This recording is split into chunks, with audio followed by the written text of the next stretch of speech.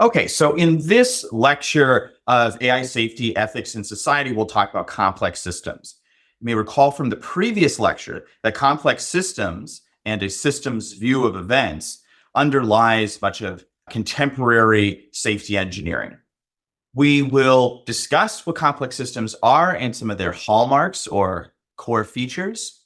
We'll then discuss the implications for AI safety, and then we will view the problem of AI safety as a wicked problem, which is a type of problem associated with complex adaptive systems. And then we'll have general remarks on the challenges with intervening on complex adaptive systems. So let's first zoom into complex systems and their hallmarks. A phrase to associate with complex systems is that they are systems that are more than the sum of their parts. It's very common for people to try to understand a system through analyzing its parts. This is the reductionist paradigm. The reductionist paradigm says the systems can be fully understood and described by understanding their parts. A common way to apply reductionism is to try to think about things mechanistically. So here, one will try to understand each component separately and then mentally reassemble it to understand the broader system.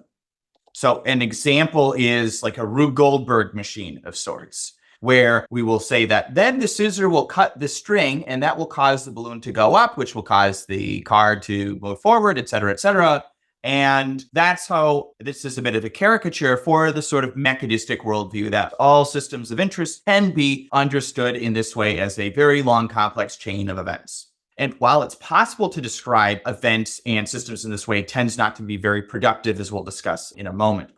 For that, another way in which people apply reductionism is to try not to break things down into fundamental underlying mechanism, but instead try to approach a problem statistically. So here, one will measure some property of individual components and then aggregate them together or apply a simple function, and then they will think we understand the broader system. However, for many real-world systems, this is wholly inadequate. By real-world systems, meaning like human society and ecosystems, they can give you some mileage, but they have substantial limitations. One is that there's often too many components to be able to apply a mechanistic worldview. And for statistics, there are too many complex interdependencies between the components. So you can't just measure property of each individual component and then apply a simple aggregation function. Some other reasons are that the whole is more than the sum of the parts. So some of the relevant properties of interest are not found in the individual parts. So a mechanistic approach can work well if there are few components, and if there are even complex relations between the components, that can still be somewhat productive. Meanwhile, a statistical approach works really well if there's low interdependence, that is to say, near statistical independence from the components. But a complex systems approach is what you basically need if you've got many components and a lot of complex interdependencies. This is, I should note, very abstract. In teaching it, I'll try and use many specific examples though, but it's a way of thinking. Statistics is a way of thinking. For instance, when learning statistics, you'll learn about various probability distributions, and you will then learn to map real-world observations to probability distributions to inform your thinking. And that can be very helpful. It provides a vocabulary for thinking, and that vocabulary helps structure one's thinking.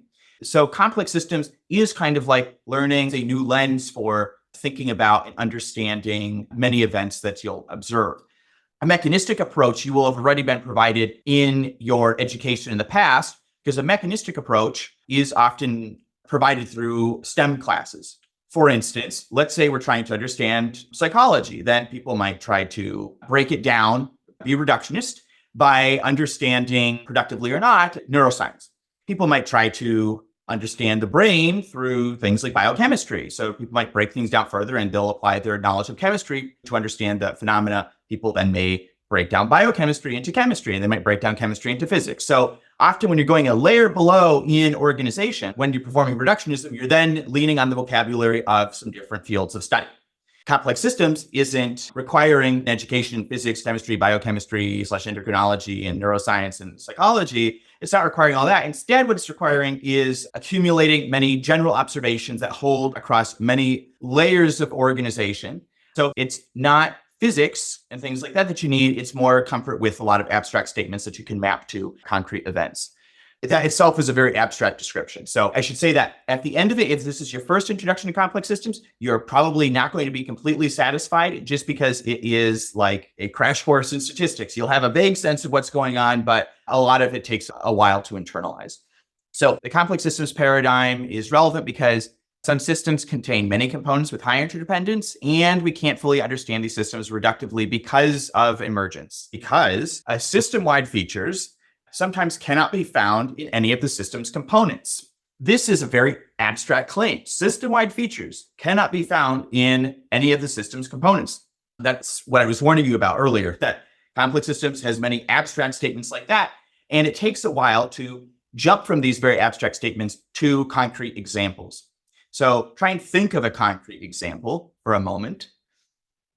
One example is the solvent properties of water. The solvent properties of water are not found in hydrogen, and they're not found in oxygen atoms. They're found when they're put together. Another example is that there are not atmospheric current found in individual molecules. There isn't intelligence found in a single neuron. So it's actually fairly common for there to be system-level features that are not found in any of the individual components.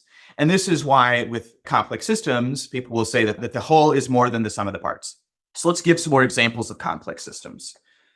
An abstract definition is that these systems have many interconnected components that collectively exhibit emergent features which cannot, in practice, under reasonable computational constraints, be derived from a reductive analysis of the system in terms of its isolated components. So complex systems, our definition is leaning heavily on the existence of emergent features, which are practically intractable to derive or appreciate by looking at the individual components. An example is an ant colony. There are tons of ants, and if you look at each individual ant and you study it very closely, you're not necessarily going to predict that they can come together and build a bridge.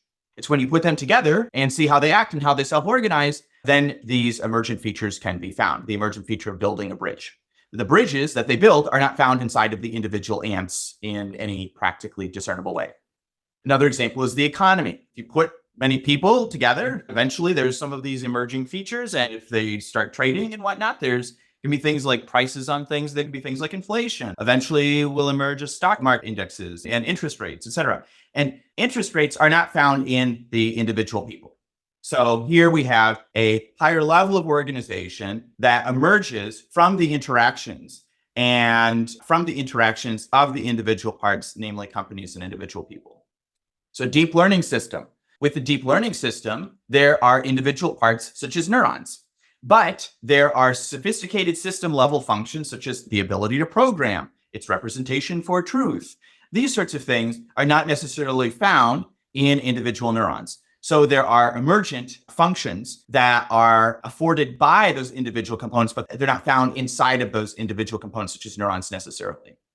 Now I'll speak about some hallmarks of complex systems. We said that emergence is a key feature, and I'll speak about emergence again, but then I'll speak about other features that are highly associated with complex systems to look out for. In the same way that when one learns statistics or probability, one will try and recognize whether there's a Poisson distribution in the background, for instance, or whether there's a normal or Gaussian bell curve distribution in the background. Those are the hallmarks of probability theory, and these are the hallmarks of complex systems.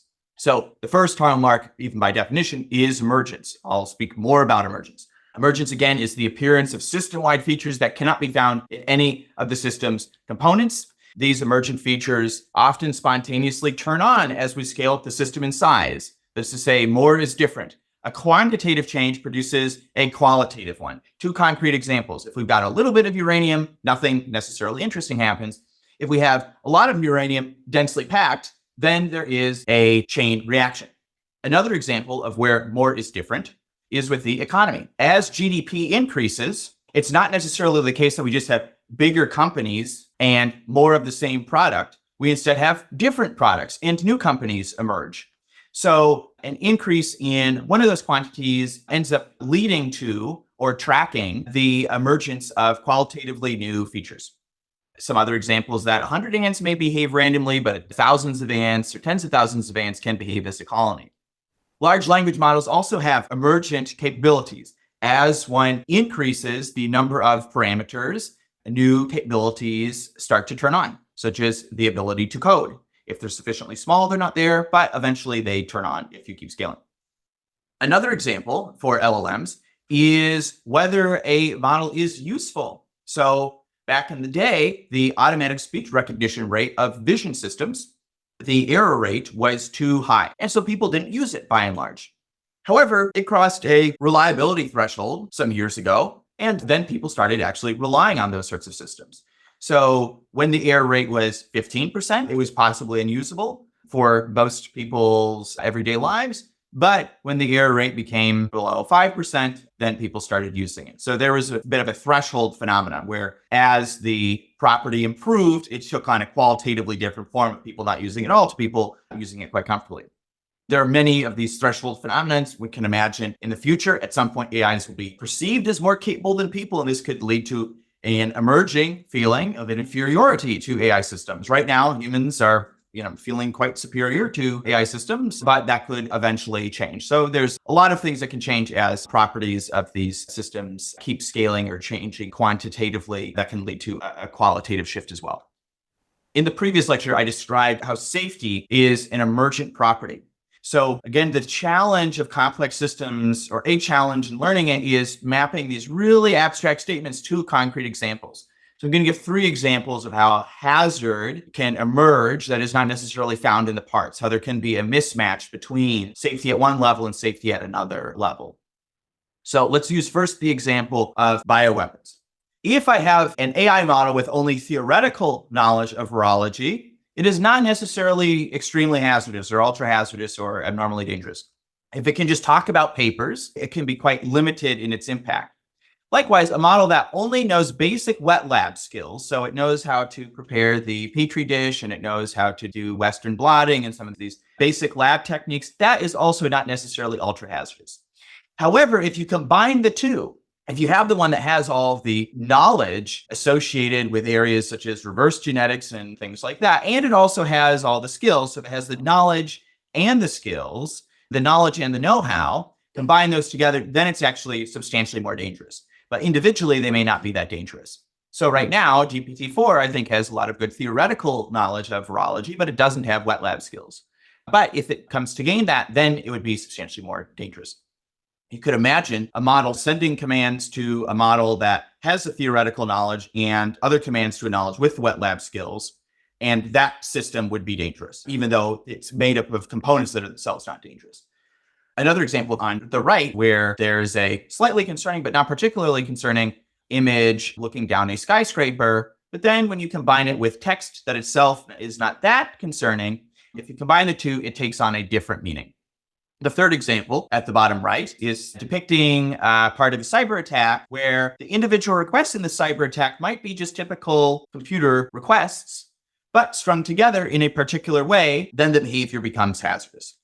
So this is how a very abstract statement like safety is an emergent property or hazards can be emergent and individual components can be safe, but the overall system is not necessarily safe. That is a very abstract statement that can be appreciated after we link it to various concrete examples and have those examples internalized. So now I'll speak about another hallmark of complex systems, which is that they have non-causal or nonlinear causality.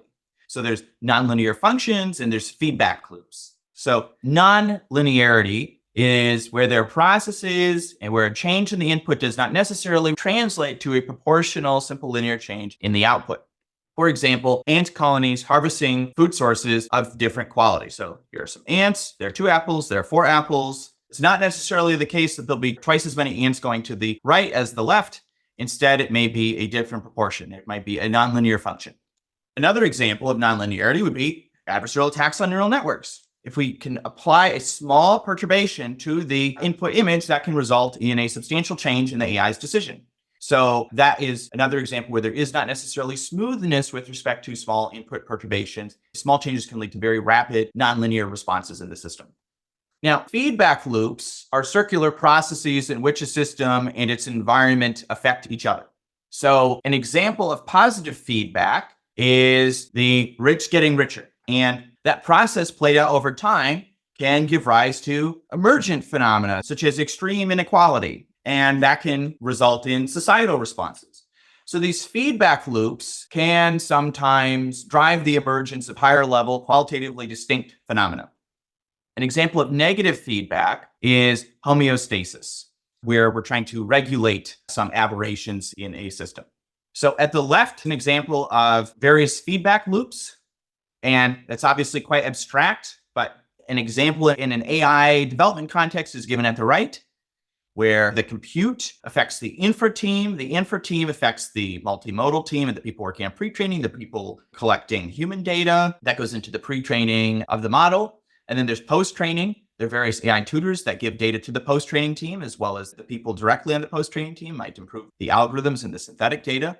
And this ultimately affects the products. The products then allow you to afford more compute. The products also, there might be a connection between products and data, for instance. So there is a variety of interconnections, even inside current organizations developing advanced AI systems. Let's give some further examples. Reinforcement learning agents can have feedback loops. They can observe and then orient themselves and then decide and then act and continually do that loop, an OODA loop. They could engage in self-play with themselves, and they might learn and feed off a copy of themselves. Another example is with recommender systems. A recommender system affects a user, and the user's choices affect what the recommender system observes, and that will affect its future recommendations and vice versa. So there's a feedback loop between a recommender system and its user. Another example is in AI development and adoption. As AI gets integrated into society, a self-reinforcing feedback loop may occur, where AI systems are automating some tasks, and that increases the rate at which people expect those tasks to be accomplished. And this enables more complexity and more time demands, and to solve the new problems that emerge as a consequence of the higher levels of expertise and sophistication expected in tasks and the higher quality levels and the higher time demands. The answer to these new problems that emerge in the new pace of the economy and the new complexity of the economy is that we need to use AI more. So at some point, AI could possibly lead to a self-reinforcing feedback loop where it increases the complexity of the underlying environment such that to handle the problems, we need to use AI more. Some further examples of nonlinearity are the nonlinear activation functions used at the neuron level inside of neural networks. For example, the Jello activation is not a linear function. It's not x, it's x times phi of x, phi being the cumulative distribution function of a normal distribution.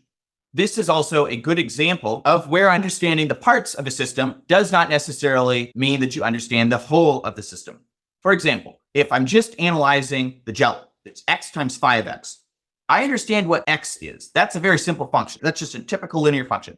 I understand what phi of x is. That I've learned and got some intuition about from statistics. Do I know what x times phi of x is? I don't particularly have great intuitions about that. Although I happen to discover it, I don't really understand it. So I understand the parts of it, but I don't necessarily understand the whole of it, even though there's a fairly simple way in which they connect to each other or interact with each other, which is just multiplication. So this is why the project of trying to understand neural networks by understanding their individual parts, I think, is not necessarily going to work. Next, let's speak about self-organization. Here's an abstract statement. System components can direct themselves in a way that produces collective emergent properties without explicit instructions. Self-organization is in contrast to externally imposed demands on a system, such as a dictator. That would be an example of something that is not self-organized. If a dictator is micromanaging every single thing, then there's no self-organization there. Here's an example of self-organization. With birds, there isn't one bird that's telepathically communicating and orchestrating all the other birds. Instead, the birds are responding to their neighbors locally, and they're interacting with each other in a way that produces some overall global stability. And this higher level order is not found in any of the individual parts. This is an emergent phenomena through self-organization. Another example is an ant colony. As we saw, they did things like bridges, and they were self-organizing. And a lot of these activities are not necessarily through some direct top-down micromanagement. Likewise, in a free market economy, there are individual buyers and sellers, and they self-organize around prices. The prices are not determined in a top-down way necessarily, and what people buy and sell is also not the result of a decree from on high.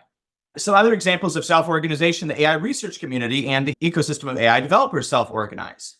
So they respond to each other, they respond to papers that each other put out, and there isn't one person in control of the AI ecosystem. And likewise, the ecosystem of AI developers also has a fair amount of self-organization. There is not one person making demands on all of them and everybody following suit.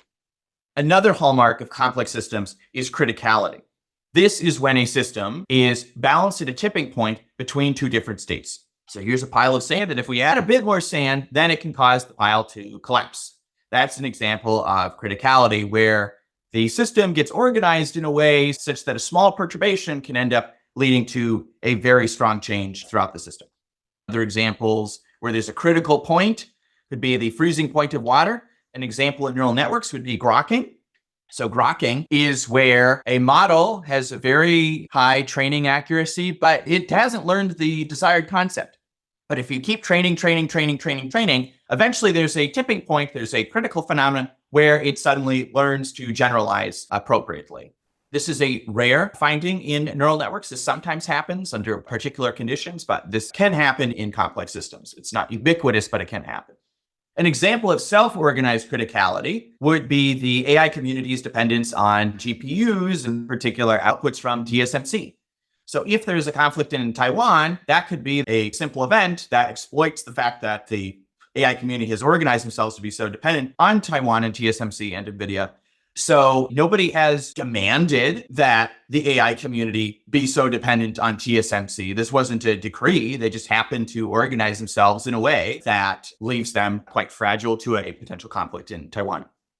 Another example of AI developers organizing themselves around a particular critical point could be autonomous vehicles reliability. So they're not going to deploy an autonomous vehicle if it is in the deployment environment likely to have a very high error rate. Instead, they will organize themselves to deploy in environments where they're likely to cross a threshold in reliability. Not necessarily be perfect, but still be good enough. So they might organize themselves around a sort of past a reliability threshold. Let's speak about distributed functionality. If we're making coffee, there are multiple components that we can combine together to get the broader whole. Another example is with ants. They might do a variety of different tasks inside of their colony and have some overlapping roles to some extent. So with distributed functionality, the system's functions are not neatly divided up between subsystems. Neural networks, for example, show a lot of distributed functionality. They have distributed representations. Individual nodes and weights do not necessarily correspond to particular concepts or relations. This, reduces interpretability, but it may be a factor in making them more robust. Another example of distributed functionality is the AI research community. The AI research community is not necessarily controlled by one grant maker in most cases, and they exhibit an adversarial division of labor.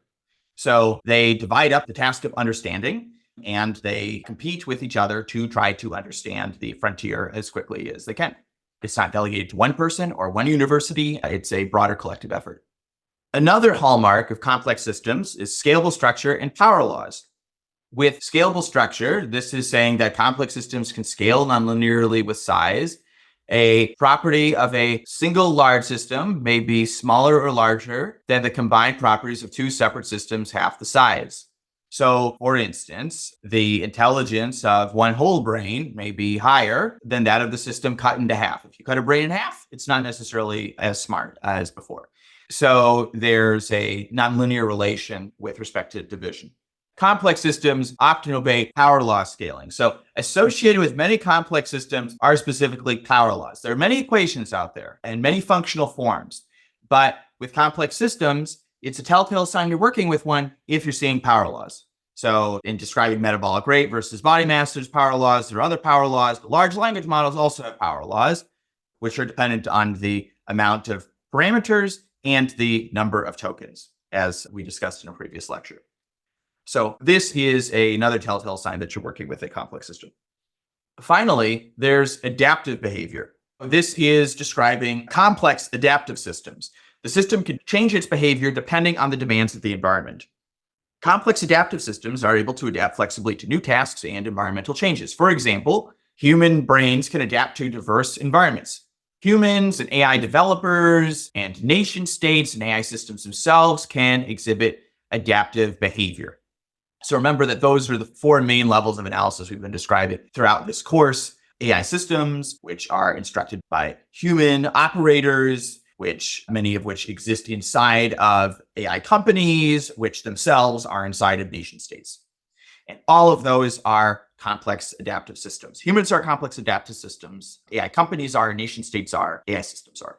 For example, AI systems that are AI agents are obviously adaptive to environmental constraints. They might try something and it might fail, and they'll try again, or they'll put the request somewhat differently. They'll try to fix the bug in the code and then rerun it, and they are responding to their environmental constraints and environmental feedback. An example of adaptive behavior for AI developers is risk compensation. The idea of risk compensation in vehicles is this: that people, after they had seatbelts put in their car, it's possibly the case that they started driving a bit more dangerously than when there were not seatbelts. So given a safety improvement, this may have encouraged them to behave more dangerously.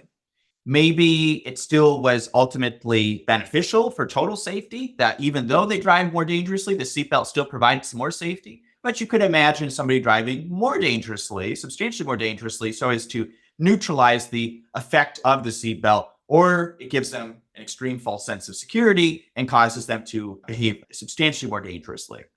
So you can imagine AI developers may organize themselves or adapt themselves, I should say, to their risk tolerance, which could possibly render reliability advancements in the reliability of AI systems less useful, or even potentially fully neutralized and impotent. So advancements in machine learning safety may be somewhat subdued by the possibility that AI developers may just use that as license to behave in a more risky fashion. So for instance, if jailbreaking robustness improves, they're somewhat less concerned about people using their AI systems for bioweapons, so then they're not going to do as extensive of a know your customer regime. So it may be neutralized out in that way. So this is an asterisk behind the entire project of machine learning safety, which is mainly about making AI systems more reliable and obedient. So to review, there's emergence. Novel properties arise from interactions between the system's components. There's also nonlinear and feedback. Changes in the system produce disproportionate changes in the output, and there's also things like feedback loops. Again, this is an abstract statement. You want to try and take these abstract statements of, what is nonlinearity, what is feedback, and apply it to a concrete example. So an example of a system that doesn't have a feedback loop could be a system like an electric heater with a basic on and off switch. That does not have a feedback loop. But a thermostat controlled heater does have a feedback loop. There's self-organization. The system can spontaneously self-organize through self-directed behavior of the components. There's self-organized criticality. The system can maintain itself near critical points. There's distributed functionality. Tasks are distributed with partial encoding and redundant encoding. A concrete example of distributed functionality that I didn't give earlier is that there could be a computer network, and that would have a lot of distributed functionality. Computers will interact with each other. But if we cut off the connections between these computers and air gap them, then that distributed functionality goes away. Another hallmark is scalable behavior and power laws. The system's properties scale nonlinearly with system size. And there's adaptive behavior. The systems can change its structure and processes in response to stressors. So these are some of the features to look out for when observing a complex system. And when identified, then one can analogize them to various times you've seen these properties in other systems. These are all very abstract ideas: self-organization, feedback loops, emergence. These are the abstractions that hold across various complex systems. So analyzing complex systems, as I mentioned earlier, is largely trying to collect what are the properties that hold across various different complex systems. And then, since we know that the main objects of analysis in this course are complex systems, we can apply those insights to analyze all of those. We can use it to think about humans. We can use it to think about AI systems. We can use it to think about AI companies. We can use it to think about nation states. It also provides a very interdisciplinary vocabulary too. So when we're talking about all those four things at once, we're talking about AI systems and companies and nation states and AI, we can use the vocabulary from complex systems compared to needing to change the terminology depending on the object. So this is a very efficient very efficient set of assumptions. It just requires a bit of work to internalize because it is so initially abstract.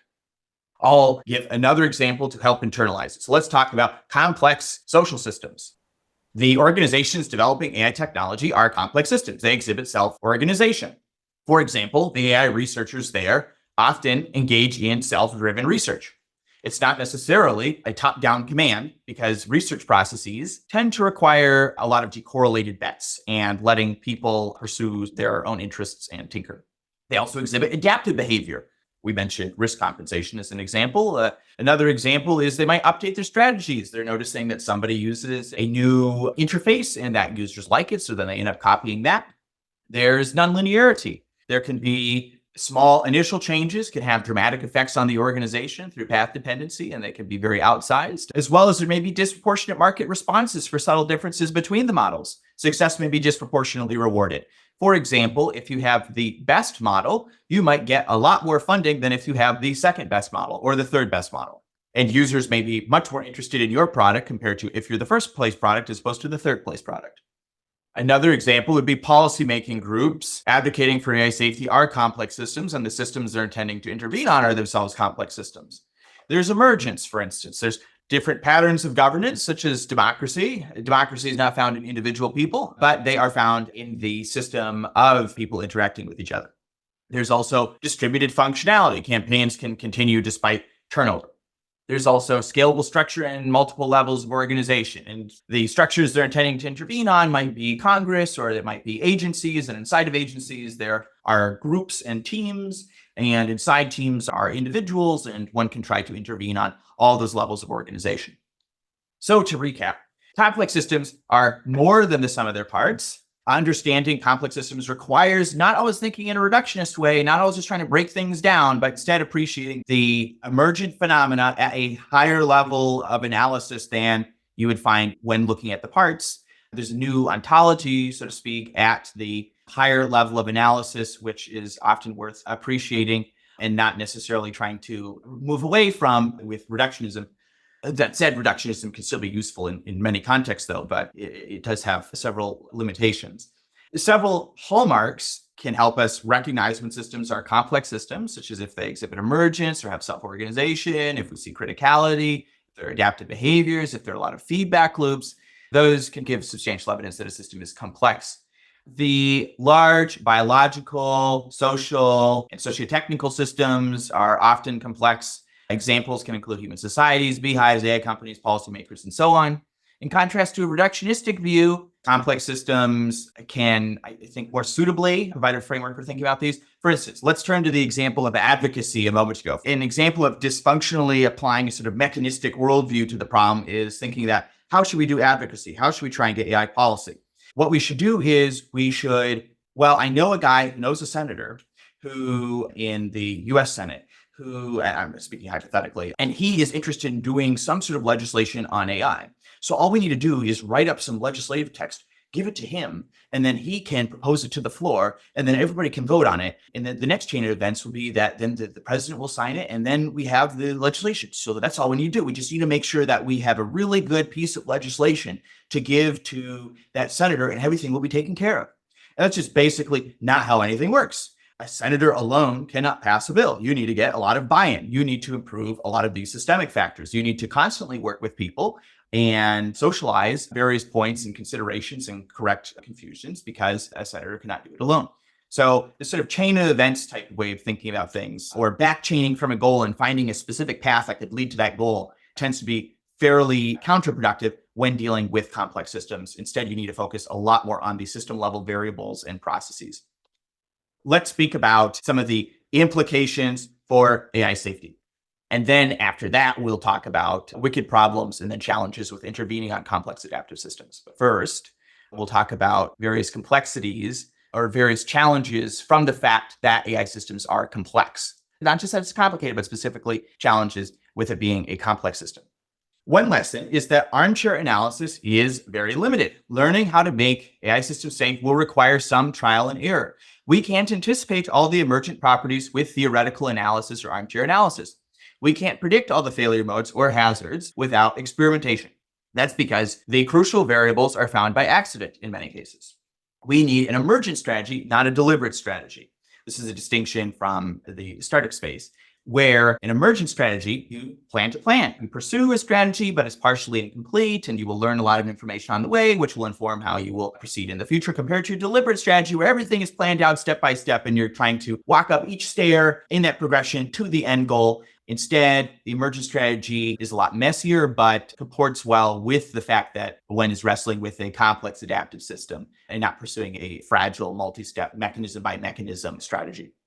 An example of armchair analysis being highly limited is with biomedical research. So imagine trying to do biomedical research through armchair analysis. That would not work. That's because the human body is a complex system. There's so many levels of organization. If you introduce a new drug for the body, well, that'll, affect the organs, and that'll affect the tissues, and that will affect the cells. So it will affect the body in various levels of organization, and there'll be a lot of complicated interactions between all these subsystems.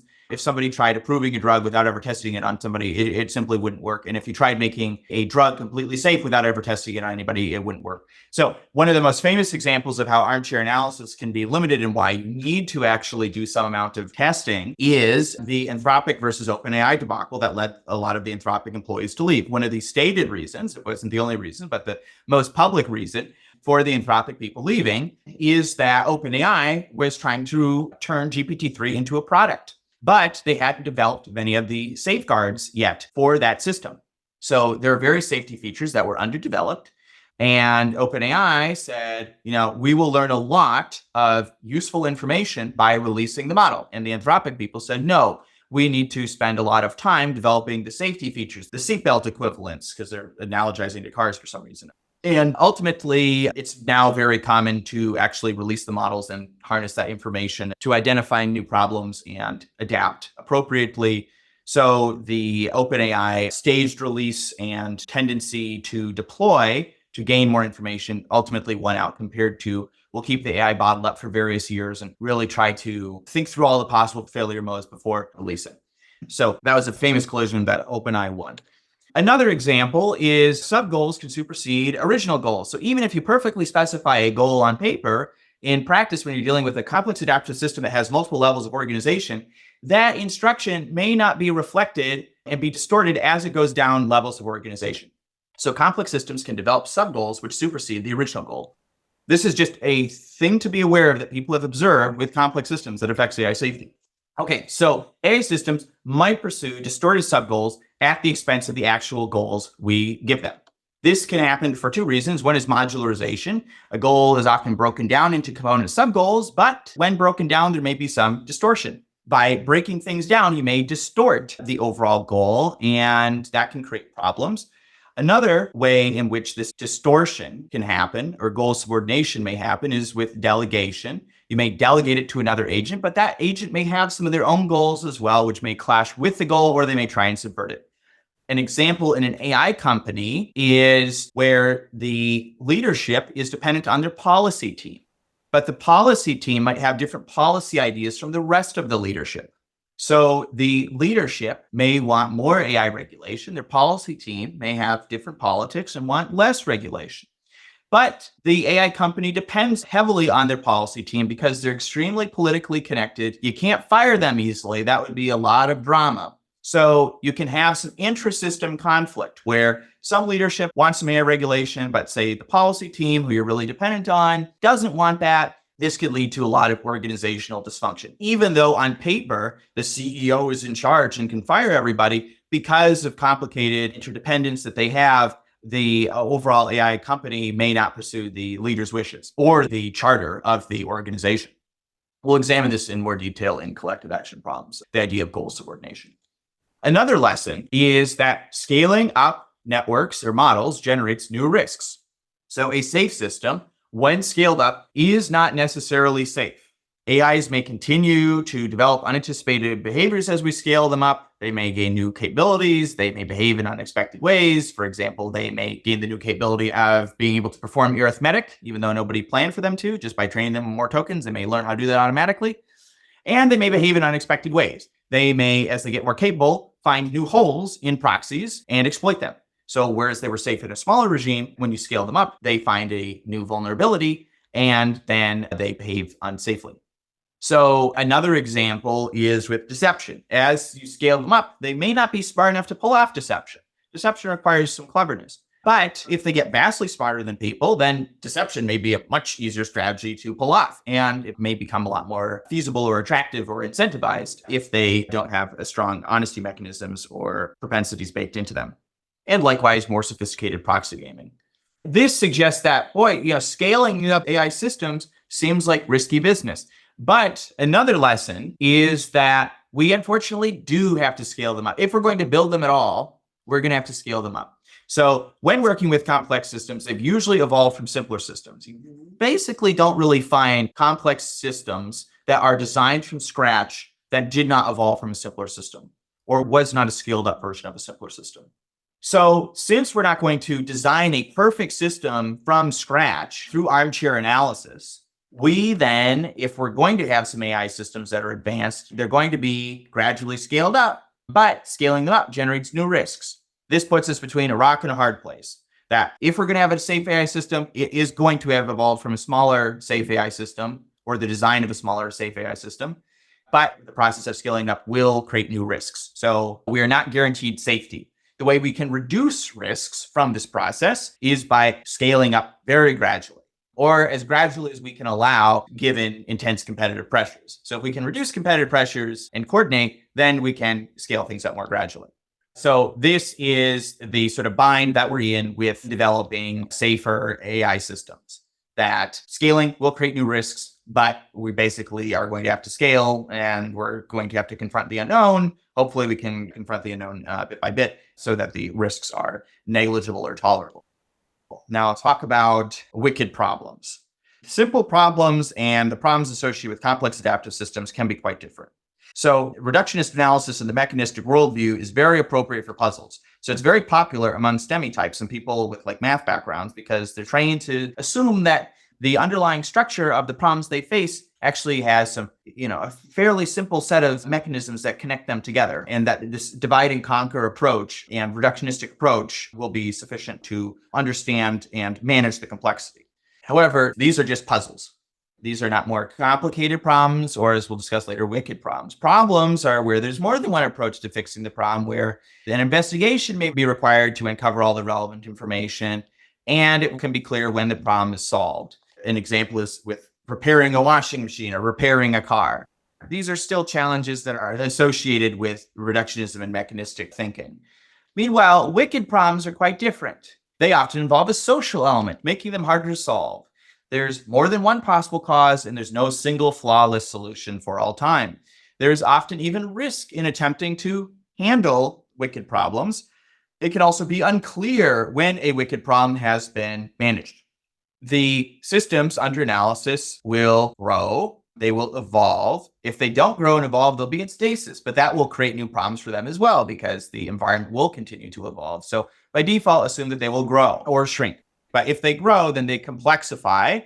And all of these things of growing and evolving or shrinking or even in keeping in stasis, all these things will result in surprise. This will result in new corner cases. This will result in new tail events. This will result in new problems. And so you should not expect a single flawless solution to hold across all time because of the inevitability of change and surprise. A single flawless solution won't necessarily work.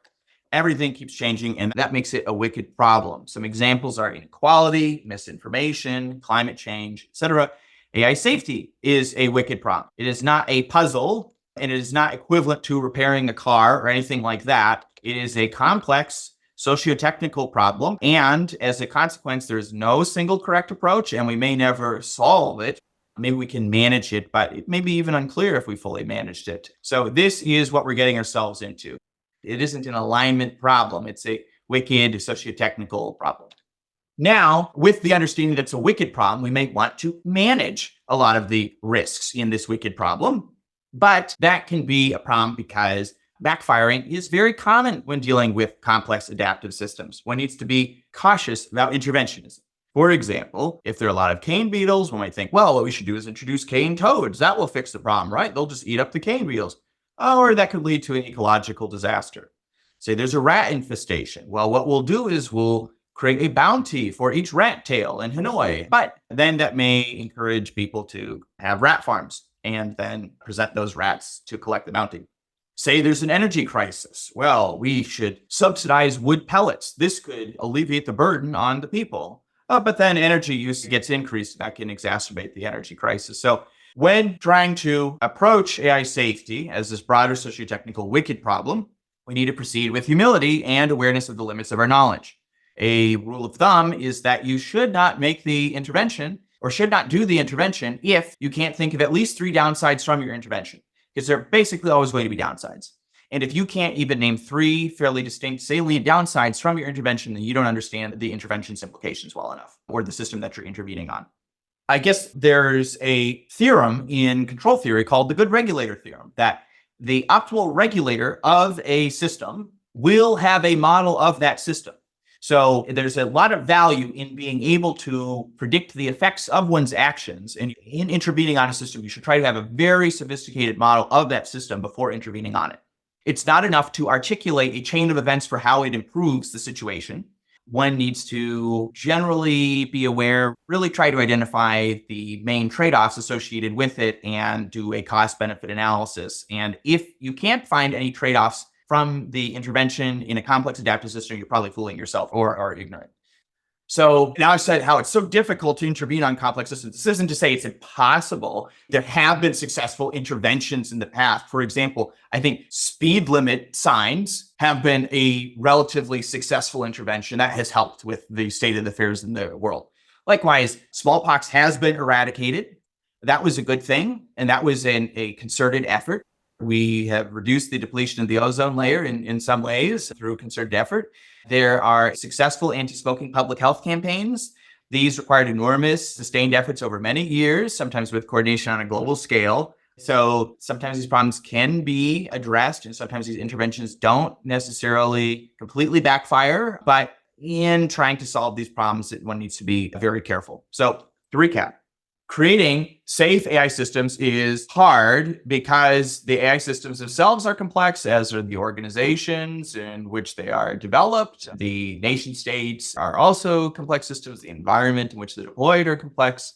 The people that they affect are complex. There's a lot of complexity.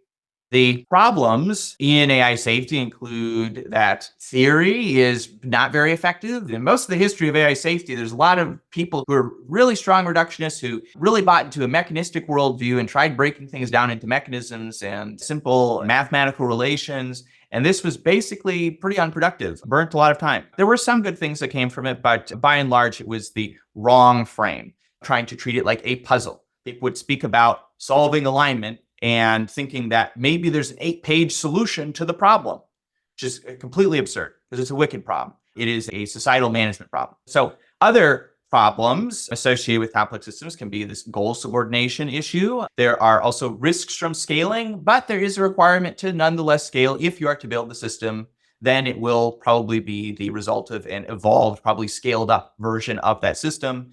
So that puts us between a rock and a hard place, which makes one of the primary goals to be to scale more gradually. AI safety is a wicked problem. It requires socio-technical solutions, has no flawless solutions. Attempting solutions themselves presents risks, or trying to intervene on the systems presents many risks, and it is not necessarily clear when the problem is well managed. Interventions in AI must be carefully considered because they might backfire. To provide a chapter recap, where mechanistic and statistical approaches or reductionist approaches fail, complex systems approaches can be very successful. It can be a general prior. People will ask, how do we think about AI systems? Is it like making AI systems safe? Is it like making a car safe? Is it like a rocket engine? Are these like computers? What's a productive analogy? And the answer is the productive analogy is complex systems. That's the set of assumptions that robustly hold. The other analogies are genuinely more tenuous or end up being a less reliable guide. We mentioned 7 hallmarks of complex systems. We discussed how AI, its development environment, and its deployment environment, all of those are complex systems. And we discussed how AI safety is a wicked problem and how managing wicked problems is itself risky business.